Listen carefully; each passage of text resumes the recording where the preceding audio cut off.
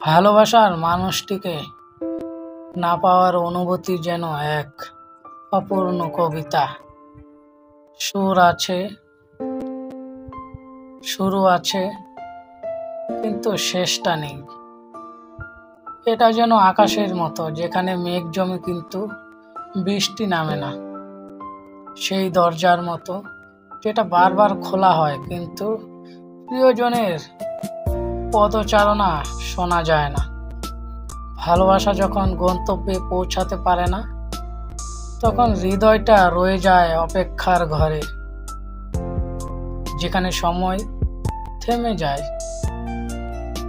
অথচ যন্ত্রণার কাঁটা ঘড়ির কাঁটার মতো চলতেই থাকে।